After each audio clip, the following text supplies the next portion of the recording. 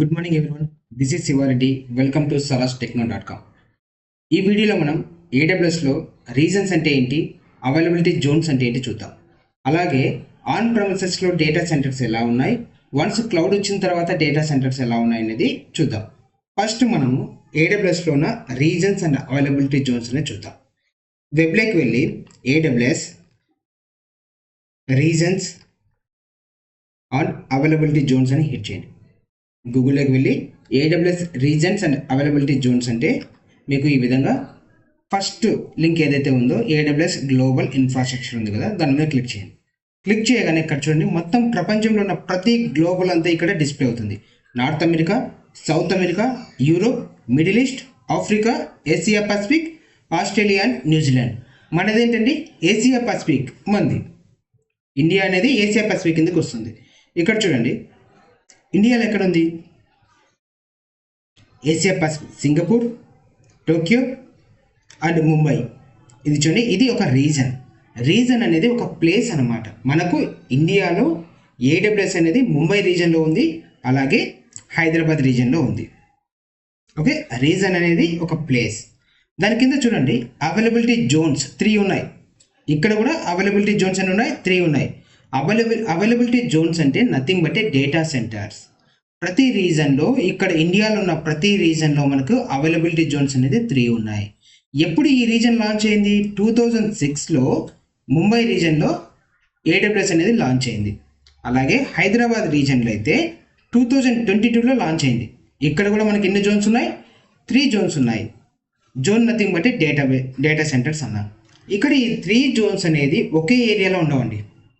3 Jones అనేది different లొకేషన్లో పెడతారు. ఎక్కడ ఉన్నాయనేది మనకు చెప్పరు. కానీ ఇప్పుడు సపోజ్ ఒక జోన్ ఉంది, ఒక డేటా సెంటర్ నాకు చెన్నైలో ఉంది. చెన్నై నుంచి మినిమం 200 కిలోమీటర్ డిస్టెన్స్లో ఇంకో ఏరియాలో డేటా సెంటర్ పెడతారు. ఒక జోన్ నుంచి ఇంకో జోన్కి, అంటే ఒక డేటా సెంటర్స్ నుంచి ఇంకో డేటా సెంటర్ మధ్య మినిమం 200 కిలోమీటర్ డిస్టెన్స్ పెడతారు. రీజన్ ఏంటంటే, ఇప్పుడు చెన్నైలో సపోజ్ వరదలు వచ్చి మొత్తం డేటా అంతా కొలాప్స్ అయింది. ఇటువంటి టైంలో నా డేటాను రికవర్ చేయాలి కదా. సేమ్ అన్ని జోన్స్ అక్కడే చెన్నైలోనే పెడితే ఏమవుతుంది? మొత్తం డేటా అంతా కొలాప్స్ అయిపోతుంది. అందుకని ఒక డేటా సెంటర్ నుంచి ఇంకో డేటా సెంటర్కి మినిమం 200 కిలోమీటర్ డిస్టెన్స్ పెడతారు. ఓకే, ఇక్కడ ఏదైనా ప్రాబ్లం వచ్చినా ఇంకో డేటా సెంటర్ నుంచి డేటా మొత్తము రికవరీ చేయొచ్చు అనే ఉద్దేశంతో ప్రతి జోన్ అలా డిస్టెన్స్ అనేది మెయింటైన్ చేస్తారు. క్లియర్? ఇది మన ఇండియాలో ఉన్న Mumbai reason and Hyderabad reason. ఇప్పుడు చూడండి, నార్త్ అమెరికా చూస్తాం. నార్త్ అమెరికా ఎందుకు నార్త్ అమెరికా చూస్తున్నాను అంటే, ఇక్కడ నార్త్ వర్జీనియా అని ఉంది. నార్త్ వర్జీనియా, ఈ నార్త్ వర్జీనియా ఎప్పుడు లాంచ్ చేశారంటే 2006లో లాంచ్ చేశారు. ఎప్పుడైతే ఏడబ్ల్యూఎస్ అనేది లాంచ్ చేశారో, అంటే ఏడబ్ల్యూఎస్ అమెజాన్ వాడు ఎప్పుడైతే లాంచ్ చేశాడో అప్పటి నుంచి ఈ నార్త్ వర్జీనియాలో రీజన్ అనేది ఉందన్నమాట. ఇప్పటికీ స్టిల్ నౌ ఏదైనా కొత్త అప్డేట్స్ వచ్చినా, కొత్త సర్వీసెస్ ఏమైనా వచ్చినా ఫస్ట్ ఈ నార్త్ వర్జీనియాలోనే రిలీజ్ చేస్తారు. ఇక్కడ అంతా ఓకే, ప్రాపర్గా ఉంది, ఆ సర్వర్స్ కానీ ఆ ఫీచర్స్ కానీ అన్నీ బాగా వర్క్ అవుతున్నాయి అనుకుంటే నెక్స్ట్ వీటిని ఏం చేస్తారంటే రిమైనింగ్ జోన్స్లో కూడా ఇన్వాల్వ్ చేస్తారు. ఓకే, ఇక్కడ మనకు చూడండి అవైలబుల్ జోన్స్ ఎన్ని ఉన్నాయి? మొత్తం 6 అవైలబుల్ జోన్స్ ఉన్నాయి. అంటే నార్త్ వర్జీనియా రీజన్లో మొత్తం డేటా సెంటర్స్ 6 ఉన్నాయి, 6 ఉన్నాయి. ఒక డేటా సెంటర్ నుంచి ఇంకో డేటా సెంటర్కి మినిమం 200 కిలోమీటర్స్ ఉంటుంది. కాబట్టి డేటా అనేది మనకి ఎక్కడికి లాస్ అవ్వదు. ఇక్కడ మన క్లాస్లో కూడా మనం ఏం డిస్కస్ చేస్తామంటే నార్త్ వర్జీనియానే చెప్తా. రీజన్ ఏంటంటే నార్త్ వర్జీనియాలో ప్రతి న్యూ అప్డేట్స్ ఉంటాయి కాబట్టి మనం అన్నీ కవర్ చేయొచ్చు అనే ఉద్దేశంతో మనం కూడా నార్త్ వర్జీనియా అనే రీజన్ సెలెక్ట్ చేద్దాం. నేను నార్త్ వర్జీనియా చెప్తున్నా కదా అని మీరు కూడా నార్త్ వర్జీనియా చేయాలని రూల్ లేదు, మీ ఇష్టం అండి. ఏ రీజన్ అయినా సెలెక్ట్ చేసుకోండి, ఏ రీజన్ సెలెక్ట్ చేసుకున్నా నో ఇష్యూ. ఓకే, వర్క్ అంతా సేమ్, బట్ ఏంటంటే కొన్ని ఫీచర్స్ అనేది న్యూ ఫీచర్స్ అనేది నార్త్ వర్జీనియాలో ఉంటాయి, రిమైనింగ్ దాంట్లో ఉండొచ్చు, ఉండకపోవచ్చు. Okay, then next before cloud అంటే ఆన్ ప్రెమిసెస్లో డేటా సెంటర్స్ ఎలా ఉన్నాయి, వన్స్ క్లౌడ్ వచ్చిన తర్వాత ఎలా ఉంది అనేది ఇప్పుడు డిస్కస్ చేద్దాం. బిఫోర్ క్లౌడ్, ఇప్పుడు సపోజ్ నేను ఒక ఆఫీస్ స్టార్ట్ చేశాను. నా ఆఫీస్ వచ్చి చెన్నైలో ఉంది. ఓకే, చెన్నైలో నేను ఒక ఆఫీస్ పెట్టాను, సాఫ్ట్వేర్ కంపెనీని అనుకోండి, ఏదో ఒక కంపెనీ చెన్నైలో పెట్టా. ఇక్కడ నాకు బాగా క్లిక్ అయింది, చాలా బాగా నాకు ప్రోడక్ట్స్ జరుగుతున్నాయి, నాకు ఇన్కమ్ బాగుంది. ఈ చెన్నైలోనే నా servers, data centres, networking, everything అంతా సెటప్ చేశాను. ఇప్పుడు నేనేం చేయాలనుకుంటున్నాను అంటే ఇంకో సబ్ బ్రాంచ్ ఓపెన్ చేయాలి అనుకుంటున్నా. ఇంకో సబ్ బ్రాంచ్ ఎక్కడ? సపోజ్ బెంగళూరులో ఓపెన్ చేయాలి అనుకుంటున్నా. బెంగళూరులో ఇంకో బ్రాంచ్ ఓపెన్ చేస్తున్నాను. అంటే ఆల్రెడీ చెన్నైలో క్లిక్ అయింది, బెంగళూరులో ఓపెన్ చేస్తున్నాను. ఇప్పుడు ఏంటంటే బెంగళూరులో కూడా నా సర్వర్స్ కానీ డేటా సెంటర్స్ కానీ మొత్తం అంతా బెంగళూరులో కూడా సెటప్ చేయాలి. లేదు హైదరాబాద్లో ఓపెన్ చేస్తున్నాం. హైదరాబాద్లో కూడా అంటే నా కస్టమర్స్ ఎక్కడైతే అవైలబుల్లో ఉన్నారో అక్కడే నా డేటా సెంటర్స్ కూడా నేను ప్లేస్ చేయాలి. ఎప్పుడు? Before cloud. దాన్ని ఏమంటాం? ఆన్ ప్రెమిసెస్ అంటాం. ఇప్పుడు చెన్నైలో వరదలు వచ్చి మొత్తం నా డేటా అంతా కొలాప్స్ అయిపోయింది. ఇప్పుడు ఈ డేటాని బ్యాకప్ తీయాలంటే చాలా కాంప్లికేటెడ్. తీయచ్చు, బట్ కానీ చాలా కాంప్లికేటెడ్ అనమాట. సెక్యూరిటీ ఫైర్ వాల్స్ కానీ ఇవి మొత్తం చాలా వర్క్ అనేది ఉంటుంది. ఎప్పుడు? Before cloud. అదే మనకు క్లౌడ్ వచ్చిన తర్వాత ఈ కాంప్లికేటెడ్ ఉండదు అనమాట. ఈ కాంప్లికేటెడ్ ఉండదు. మనం ఏం చెప్పాను? ఒక రీజన్ సెలెక్ట్ చేసుకుంటా అని చెప్పాను. ఒక రీజన్, ఏడబ్ల్యూఎస్లో ఒక రీజన్ సెలెక్ట్ చేసుకుంటున్నా. ఆ రీజన్ ఏంటి? సపోజ్ ఇప్పుడు చూడండి, ఏడబ్ల్యూఎస్ లాగిన్ అవుతాను.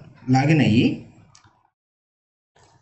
ఎలా లాగిన్ అవ్వాలా? aws.amazon.com హిట్ చేస్తే ఇక్కడ sign in to the console అని ఉంటుంది. ఈ విధంగా లాగిన్ అయ్యా. ఇక్కడ ఏ రీజన్ సెలెక్ట్ చేసుకున్నా చూడండి, north Virginia. North Virginia select చేసుకున్నా కదా, నార్త్ వర్జీనియాలో అవైలబుల్ డేటా సెంటర్స్ ఉన్నాయి, 6 ఉన్నాయి. ఈ 6 సెంటర్స్ అంటే ఇవి డేటా సెంటర్స్ అంటాం. ఈ డేటా సెంటర్స్ అనేది ఇక్కడ ప్లేస్ చేస్తా చూడండి. ఇది ఒక రీజన్. రీజన్ ఏమేంటి? నార్త్ వర్జీనియా అనే ఒక రీజన్ నేమ్ రాద్దాం. N.VNH అంటే నార్త్ వర్జీనియా. ఈ నార్త్ వర్జీనియాలో ఎన్ని డేటా సెంటర్స్ ఉన్నాయి? మొత్తం 6 అవైలబుల్ డేటా సెంటర్స్ ఉన్నాయి. రైట్, 6 అవైలబుల్ డేటా సెంటర్స్ ఉన్నాయి. ఓకే, నీట్గా పెద్దామండి.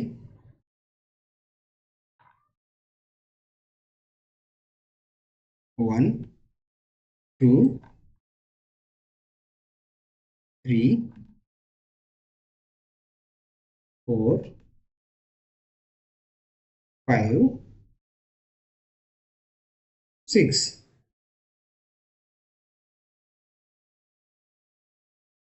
ఓకే, మొత్తం 6 అవైలబుల్ డేటా సెంటర్స్ ఉన్నాయి.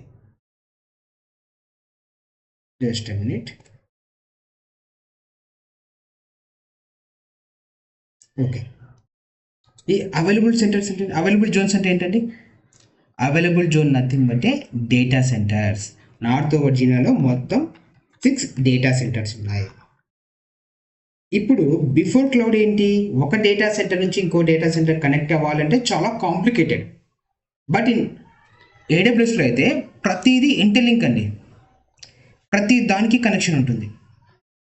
ఇప్పుడు చూడండి, ఇది డేటా సెంటర్ 1, డేటా సెంటర్ 2, 3, 4, 5, 6 మొత్తం 6 అవైలబుల్ డేటా సెంటర్స్.